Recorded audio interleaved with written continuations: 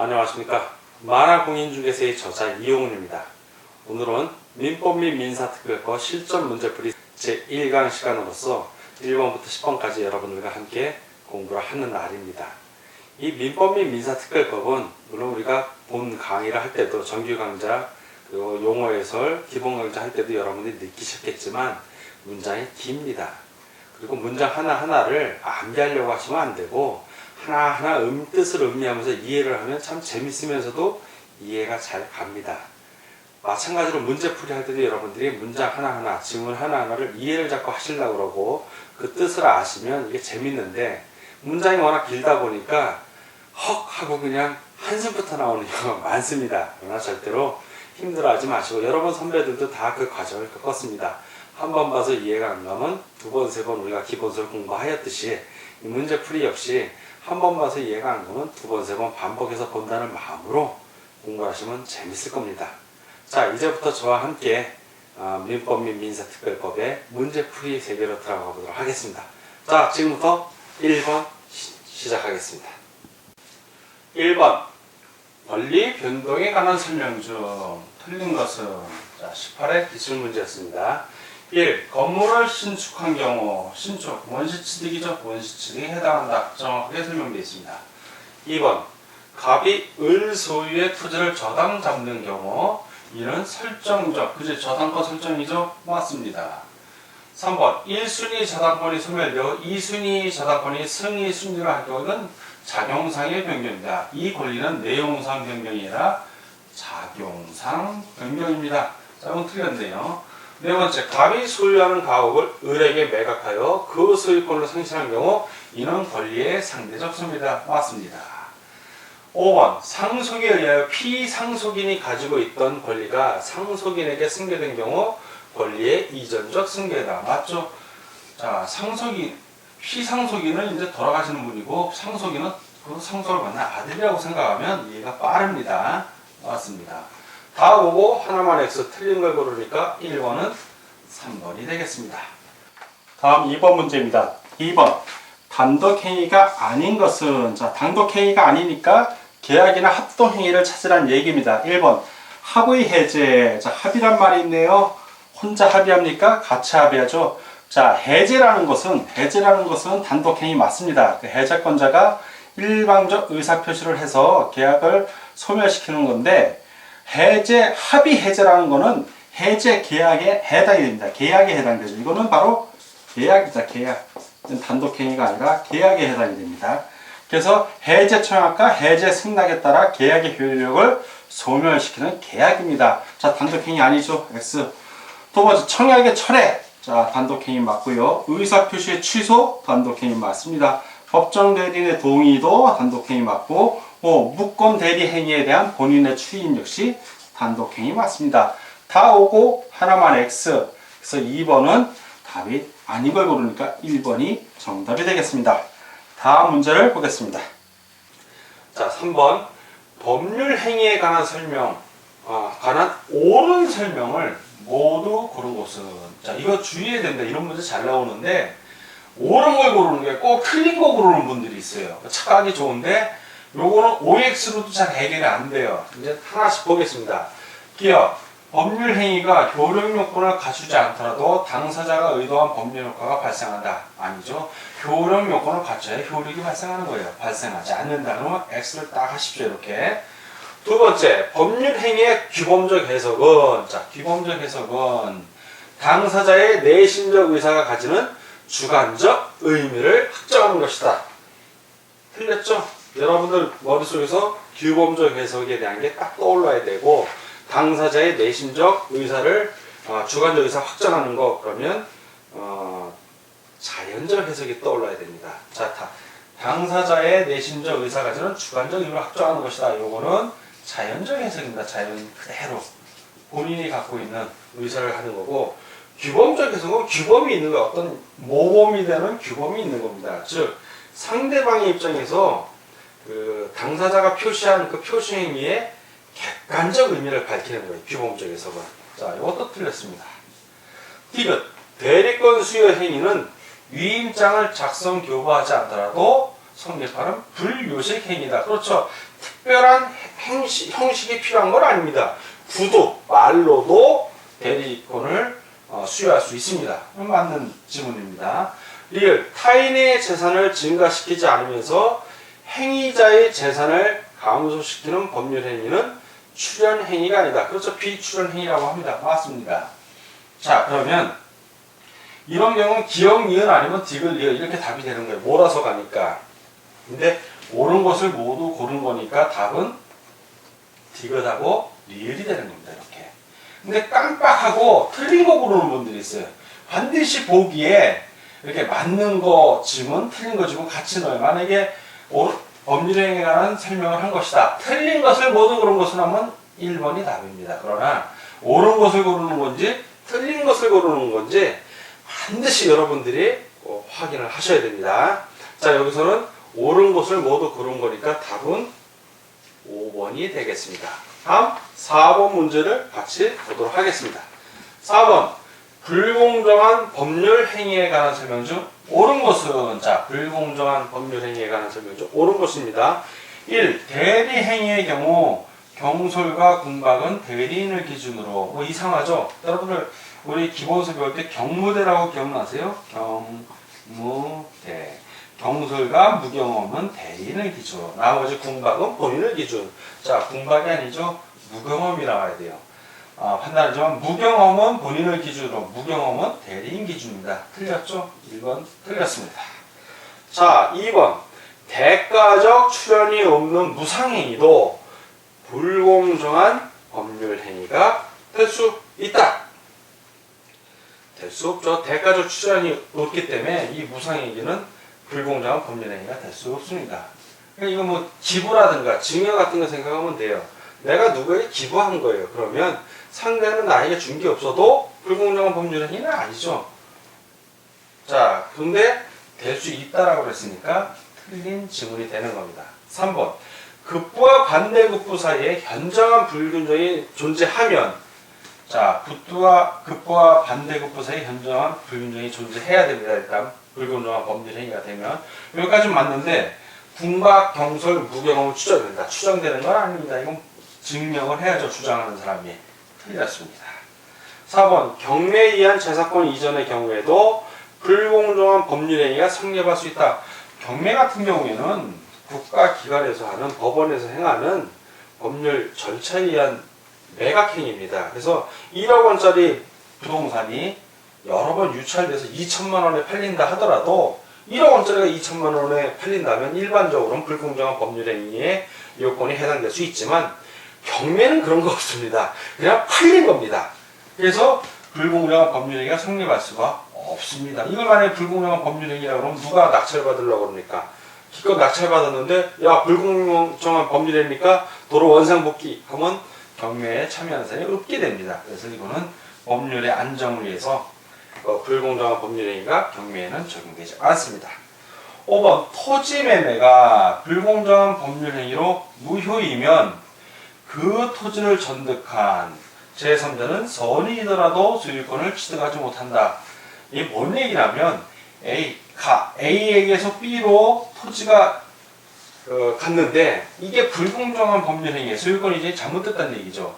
이 불공정한 법률행위로 인정된 무효는 절대 무효예요. 절대 무효. 도로 A께 되는 겁니다. 근데 그 사이 B에게서 C로 소유권이 이전됐다 하더라도 절대 무효는 제3자, 선의의 제3자 보호 규정이 없어요. 그래서 의미가 없다는 얘기예요. 그 얘기입니다. 그 토지를 전득한 제3자는 선의이더라도 절대적 무효이기 때문에 소유권을 취득하지 못한다.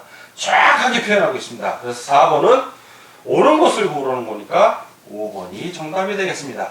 다음 5번 문제를 풀도록 하겠습니다. 5. 갑은 을에게 자신의 토지를 증여하기로. 자, 갑은 을에게 뭐 하기로요? 증여하기로 합의한 겁니다. 그러나 세금 문제를 염려하여 갑과 을은 마치 매도하는 것처럼 꾸며서, 자, 매도하는 것처럼 꾸민 겁니다. 꾸며서 이전 등기를 하였다. 그 뒤 을은 병에게 그 토지를 매도하고 이전 등기를 하였다. 다음 설명 중 틀린 것은, 자, 이것은 그 은닉행위만 알면 아주 쉬운 문제입니다. 자, 갑이 있고 을이 있습니다. 갑이 을에게 토지를 매매하는데, 자, 이건 증여로서는 유효하죠. 자, 증여로서는 유효합니다. 그러나 이 매매는 무효죠. 은닉행위에 해당이 되니까. 자, 일단 증여로서는 유효하니까 의뢰 소유권 취득은 유효한 겁니다. 자, 그 유효한 상태에서 병에게로 매도가 돼 소유권 이전됐으니까 병이 없이 유효합니다. 자, 이것을 알고 있으면 쉬운 문제고, 이 은닉행위를 모르면 못 푸는 문제입니다. 1. 갑과 을 사이의 증여계약은 유효하지만 매매계약은 무효이다. 정확하게 설명하고 있죠? 맞습니다. 을 명의의 을 이름의 등기는 효력이 있다. 그렇죠. 효력이 있는 겁니다. 3번. 갑은 아기의 병을 상대로, 자, 병이 그 매매가 무효고 증여가 됐다는 걸 알고 있다는 얘기예요. 아기의 병을 상대로 그 명의의 등기 말소를 청구할 수는 없다. 그렇죠. 유효한 소유권 이전 등기였고 유효한 소유권 이전 등기이기 때문에 그렇습니다. 4번. 갑은, 자, 갑은 을을 대의하여, 자, 갑은 을을 대신한다는 얘기죠. 대의하여 아기의 병을 상대로 등기 말소를 청구할 수 있다, 없다? 없답니다. 없다. 왜 없냐? 어쨌든 증여라는 걸로 유효하기 때문에 유효한 상태에서 또 유효하게 소유권 이전 등기 받은 겁니다. 할 수 없습니다. 5번. 을은 병을 상대로 그 명의의 등기 말소를 청구할 수 없다. 맞죠? 왜냐하면 정당하게 소유권 이전 등기가 됐기 때문에 그렇습니다. 자, 문제에서는 틀린 것을 고르는 것이고, 우리는 지금 보니까 다 오고 4번 하나만 X예요. 자, 그러면 5번의 정답은 바로 몇 번? 4번이 되는 겁니다. 다음 6번 문제입니다. 6번. 의사표시의 효력 발생에 관한 설명으로 틀린 것은 1. 과실 없이 상대방의 소재를 알지 못하는 피의자는 공시송달에 의하여 의사표시의 효력을 발생시킬 수 있다. 맞습니다. 두 번째. 표의자가 의사표시 발신 후 행위 능력을 상실하더라도 그 의사표시 효력에는 영향이 없다. 맞고요. 3번. 표의자는 의사표시가 도달하기 전에는 그 의사표시를 처리할 수 있다. 그렇죠. 상대방에게 도달하기 전에 의사표시 처리할 수 있습니다. 4번. 우편물이 등기우편의 방법으로 발송되었다는 사실만으로는 상당 기간 내에 도달하였다고 주장할 수 없다. 등기우편이가 있죠. 있답니다. 이건 판례에서 인정해 줍니다. X. 5번. 내용 증명 우편물이 반송되지 않았다면 돌아오지 않았다는 얘기입니다. 특별한 사정이 없는 한 그 무렵에 송달되었다고 보아야 한다. 자, 판례로 인정이 됩니다. 맞습니다. 내용 증명은 다 등기우편만 가능합니다. 자, 다 오고 하나만 X 틀린 걸 고르니까 6번은 4번이 정답이 되겠습니다. 다음 문제를 보도록 하겠습니다. 7번. 법률 행위의 대리에 관한 설명으로, 자, 대리에 관한 설명으로 옳은 것을 구하는 겁니다. 옳은 것을 구하는 겁니다. 1. 불공정한 법률 행위에서 궁박의 요건은 대리인을 기준으로 판단한다. 이럴 때 항상 여러분들 뭘 떠올려야 된다? 경무대. 자, 대리인을 중심으로 판단하는 건 경솔하고 무거움이고, 궁박은 항상 본인을 기준으로 둔다. 자, 틀렸죠? 두 번째, 대리인은 의사 능력자임을 요하진 않는다. 아니에요. 대리인은 의사 능력은 있어야죠. 의사 능력은 있어야 되고 행위 능력자임을 요하지 않을 뿐입니다. 그러니까 그 미성년자나 한정치상자도 대리인은 될 수 있는 겁니다. 의사 능력은 있으니까. 아, 틀렸죠. X니까 이거 X입니다. 자, 3번. 매매 계약을 체결한 권한이 있는 대리인에게 특별한 사정이 없는 한 중도금이나 잔금을 수령할 권한까지는 없다. 자, 이거는 판례에 의해서 권한도 있다라고 판례가 정하고 있습니다. 왜냐하면 매매계약을 체결할 정도의 권한이 있는 대리인이면 특별하게 어떤 사정이 있으면 중도금이나 잔금을 수령할 권한이 있는 겁니다. 자, 남편을 대리해서 아내가 매매계약을 체결을 했습니다. 그러면 물론 단위 공인중개사 같은 경우는 반드시 남편, 소유권자의 인감증명이 첨부된 그 대리 증명, 대리사를 써야겠죠. 임명장을. 확보하고서 이제 중개를 하는데, 그러한 경우에 부인인 대리인은 특별한 사정이 없는 한 중도금이나 잔금 수령하고 영수증 발행해주면 됩니다. 조건이 반드시 본인의 인감증명이 첨부된 임명장이 있어야 됩니다. 그거 없으면 큰일 납니다. 자, 이것도 틀렸고요.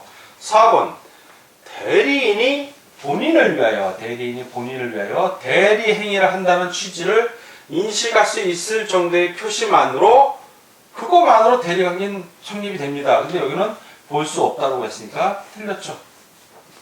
5번 사자, 심부름하는 사람입니다. 사자에게 외견상 어떤 권한이 있다는 표시 내지는 행동이 있어서 상대방이 이를 신뢰할 만한 정당한 사유가 있으면 표현 대리가 됩니다. 이때는 표현 대리의 법률에 의해 본인이 책임을 질 수도 있습니다. 이런 경우에 정확하게 표현되어 있습니다.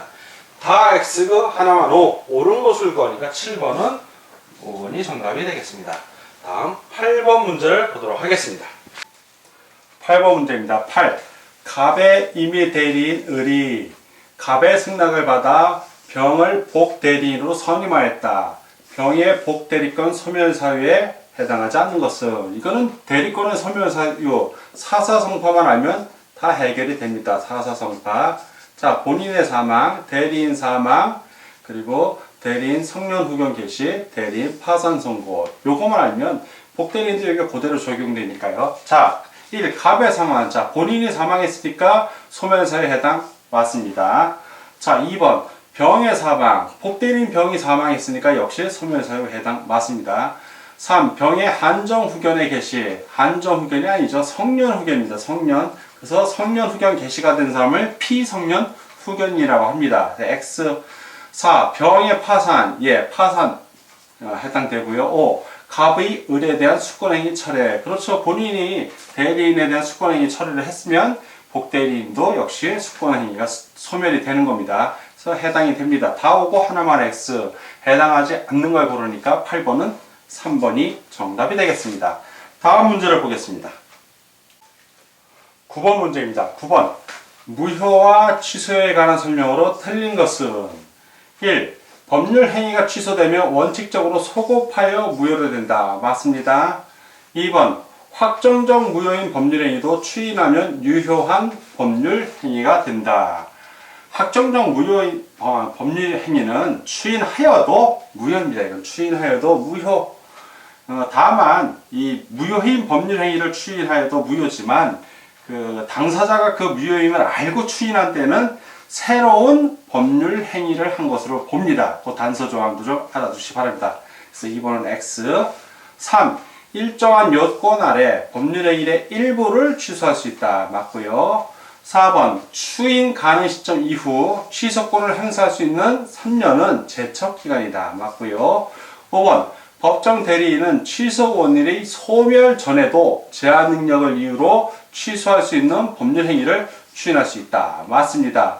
일반적으로 취소 원인이 소멸한 다음에 취소를 해야 되지만 법정 대리인만큼은 취소 원인 소멸 전에도 추인 또는 취소할 수 있다는 거 기억해 주시기 바랍니다.